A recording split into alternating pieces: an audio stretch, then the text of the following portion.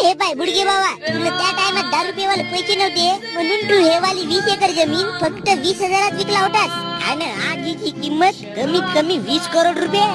मग साला मी करोडपती असतो.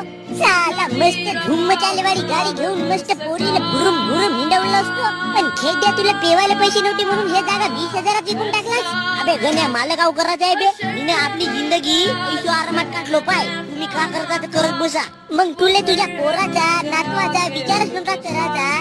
आईला आमटाला जन्म दिलास तू आम्हाला. मग अबे गण्या, त्यावेळेस 20,000 म्हणजे लगीच होते बे. अगा हो, तर मग कमीत कमी त्या 20,000तून 10,000ची जागा घेऊन ठेवायची होत ना. अबे पण मी खायला घेऊ बे जेव्हा मला 20,000 उडवायचे होते तर.